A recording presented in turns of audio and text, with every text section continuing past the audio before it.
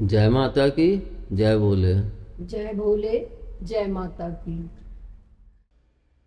पिताजी, यह प्रश्न एक बहन के द्वारा पूछा गया है जिनका नाम अमृता है। वह लिखती हैं कि गुरुजी, मैंने आपकी विधवा स्त्री वाली वीडियो देखी। मुझे आपके विचार बहुत अच्छे लगे। मैं भी एक विधवा हूँ। मेरे पति 2 साल पहले एक रोड एक्सीडेंट में नहीं रहे थे। उसके बाद मुझे बहुत कुछ सहना और सुनना पड़ता था, लेकिन आपकी वीडियो देखने के बाद मुझे थोड़ी हिम्मत मिली। लेकिन मेरे मन में एक दुविधा है कि क्या विधवा स्त्रियों को किसी भी शादी विवाह में या किसी भी शुभ कार्य में सम्मिलित नहीं होना चाहिए, क्योंकि 6 महीने पहले मेरे घर में शादी थी जिसमें मैं सम्मिलित हुई, और शादी में कुछ लोग मेरे पीठ पीछे यह बातें कर रहे थे कि यह विधवा है, विवाह में इसे सम्मिलित नहीं होना चाहिए। यह सुनकर मुझे बहुत बुरा लगा। इसके पश्चात मैं किसी भी विवाह या किसी भी शुभ कार्य में सम्मिलित नहीं होती थी कि पता नहीं लोग मेरे बारे में क्या बोलेंगे, क्या कहेंगे। तो क्या यह उचित है या नहीं? एक विधवा स्त्री मंगलिक कार्यों में बहुत जगहों पे शामिल नहीं होती हैं। उनको आगे नहीं किया जाता है, हटा दिया जाता है। बहुत से कार्यों से उनको कि यह कार्य तुम मत करो, ऐसा होता है।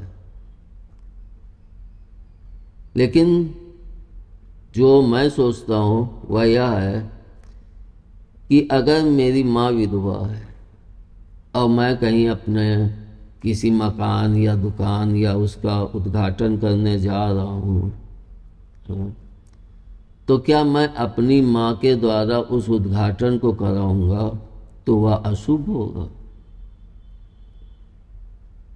अगर माँ नहीं होती है, सिर्फ पिता होता है, तो पिता जाके कर देता है। तो फिर स्त्री पे ही या लांछन क्यों है? स्त्री पे ही क्यों ये रुकावट है? और अगर वह मंगलिक कार्य कुछ होते हैं जिनमें विधवा स्त्री नहीं कर सकती है, जैसे कि हम लोग देखते भी हैं कन्याकुमारी में और कई जगह भी, कुंवारी कन्या ही उनका पूजन करती है। वहाँ पे तो विधवा क्या पतिव्रता स्त्री भी नहीं पूजन करती, सिर्फ कुमारी कन्या पूजन करती। क्यों? क्योंकि वह शक्ति कुमारी है। लेकिन हम यह भी देखें, जैसे कि कुछ पूजा होते हैं जिसमें पति पत्नी को बैठना पड़ता है, तो वहाँ पे हम बैठ तो सकते हैं, लेकिन जो मेन वो है कि जो यजमान बन के बैठता है, तो वो पति पत्नी हो तो हम साइड में बैठ के पूजन कर सकते हैं, उसमें कोई रुकावट नहीं। और फिर सबसे बड़ी बात हमें यह बताइए कि अगर विधवा स्त्री है और उसका कोई नहीं है, तो क्या वह कोई पूजन पाठ कर ही नहीं सकती है? वह कोई मंगलिक कार्य कर ही नहीं सकती है? वह अपने बच्चों की शादी में क्या द्वाचार और इसमें वो शामिल ही नहीं हो सकती, क्योंकि वह विधवा है? या तो उसके साथ अन्याय है ना। उस प्रभु ने तो स्त्री और पुरुष दोनों को ही बराबर शक्ति दी है, लेकिन हमारा दृष्टिकोण होता है, वह दृष्टिकोण हम स्वयं चुनते हैं और उसके अनुसार ही हम कार्य करते हैं। हमारे अंदर अगर बुराइयां छुपी हैं तो हमको इन चीज़ों की बुराई करने में बड़ा मज़ा आता है। लेकिन अगर हमारे अंदर बुराई नहीं है तो प्रभु नहीं कहते हैं अगर पुरुष किसी कार्य को अकेले कर सकता है तो स्त्रियां भी कर सकती हैं, जब वो कुमारी हैं तो कर सकती हैं। शादीशुदा हैं तो कर सकती हैं, लेकिन विधवा हैं तो नहीं कर सकती हैं। ऐसा तो कहीं नहीं रुकावट है। लेकिन हाँ, कुछ पूजाओं में आवश्यक होता है, तो उस पे तो मैं नहीं बोलूँगा। कुछ पूजाएं होती हैं जिनमें स्त्री पुरुष के बिना वो संपन्न नहीं होती, तो इन चीज़ों पे आवश्यक है वहाँ, तो वह जरूरी है। बाकी विधवा स्त्री सभी पूजन, सभी व्रत, सभी कुछ कर सकती है। मैंने तो यहाँ तक देखा है, कुछ विधवा स्त्री जो हैं उनको मैंने करवा चौथ का व्रत पति मरने के बाद भी रखे थे हुए देखा है।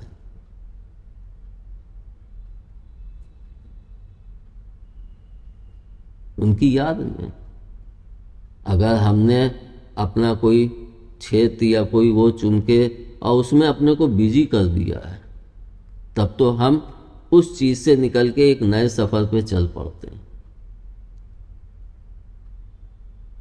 आजकल तो इतना बदलाव बहुत अच्छा है कि आजकल बेटियां विधवा होने के बाद दूसरी शादी हो जाती है, कम से कम उनका एक नवीन जीवन आरंभ तो होता है।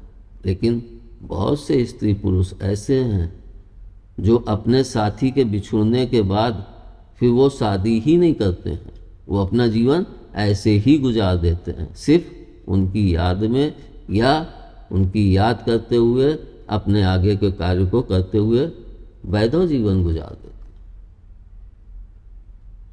ऐसा नहीं है कि सिर्फ स्त्री ही विधवा जीवन गुजारती है, बहुत से पुरुष हैं जो पत्नी समाप्त होने के बाद वो भी अकेले ही जीवन गुजार देते हैं।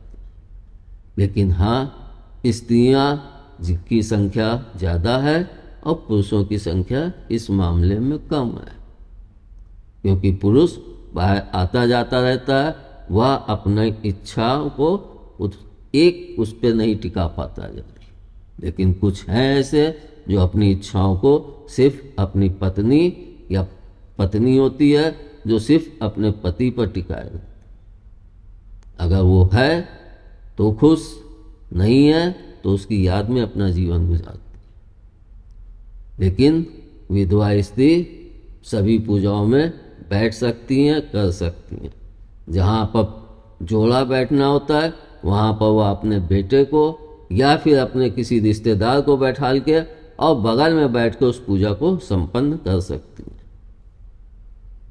यह हम सभी को अधिकार है। उस परमपिता ने स्त्री और पुरुष में कोई भी फर्क नहीं रखा है। इसलिए अपने दिमाग से यह शब्द निकाल देना चाहिए। हमारा प्रेम ही होता है जो हमें उससे जोड़े रखता है, कि नहीं, कहते हैं ना कि प्रथम प्रेम जीवन भर नहीं भूलता है। मैंने तो अधिकतर जितने भी रहे हैं उनके जीवन में कभी ना कभी बचपन में या कभी प्रेम का बीज पनपा और उसको उन्होंने अपना एक अटल निर्णय बना के आगे बढ़ चले। तो हम अगर प्रेम रखेंगे तो विधवा स्त्री सब कुछ कर सकती है, और द्वेष रखेंगे और कहीं अपने मन में बुराई रखेंगे तो हम उसमें कमियां और बुराई ही देखते रहेंगे। इसमें कुछ लोग यह भी सोच सकते हैं कि हम उस पूजन में बैठे तो किस तरफ बैठे और किस तरह से बैठे। तो उसके लिए अगर हम बेटे और बहू के साथ बैठ रहे हैं तो हम अपने बेटे की तरफ बैठे,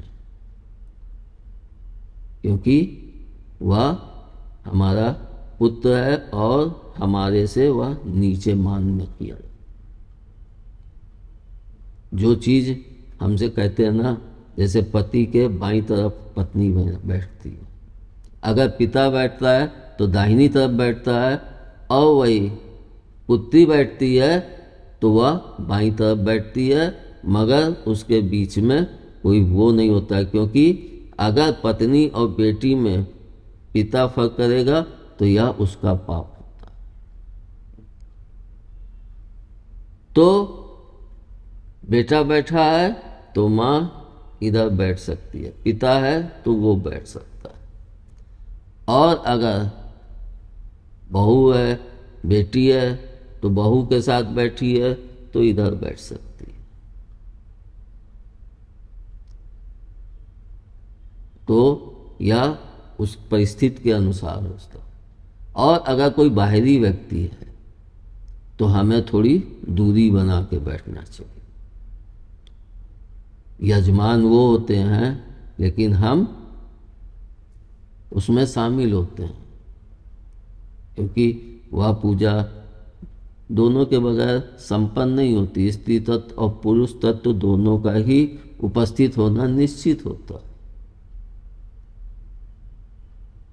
तो अगर पुत्र है तो माँ या बेटा, माँ है तो बहू की तरफ भी बैठ सकती है, बेटे की तरफ भी बैठ सकती है। यह उसकी इच्छा के ऊपर निर्भर होता है, क्योंकि कुछ माएँ बहू से रुष्ट होती हैं तो वो बेटे की तरफ बैठेंगी, लेकिन कुछ माँ बहू से सास बन के नहीं, माँ बन के बहू से बहुत प्रेम करती हैं तो वो उधर बैठेंगी। तो जो हमसे छोटे होते हैं, जिनसे हमें प्रेम होता है, वो हमेशा बाईं तरफ, और जिनका हम आदर करते हैं, सम्मान करते हैं, उनको मान देते हैं, वो सब दाहिनी तरफ। मतलब हम इस तरह से बैठ सकते हैं। और जैसे कि इस प्रश्न में आप बोला कि मंगलिक कार्य, तो पहले तो स्त्रियां अमंगलिक कार्य में भी नहीं शामिल होती थी, लेकिन प्रभु ने तो इस पे कभी नहीं रोक लगाई थी। पहले स्त्रियां शमशान कहाँ जाती थी? इंसानों ने ही तो रोक लगाई, इंसानों ने ही तो नियम बनाए। आज बेटियां जाती हैं, पत्नी अपने पति के लिए जाती है, तो हमारे दिमाग का एक तरह से सुधार हो रहा है, एक समाज का भी सुधार हो रहा है, क्योंकि एक विधवा स्त्री को, एक टूटे हुए प्रेमी को बहुत सहारे की आवश्यकता होती है। इसलिए मंगलिक अमंगलिक हमारी नजरों का ही सिर्फ फेर है, बाकी कुछ नहीं। उसके यहाँ पे सब एक समान है। धन्यवाद। जय माता की जय बोले। जय भोले, जय माता।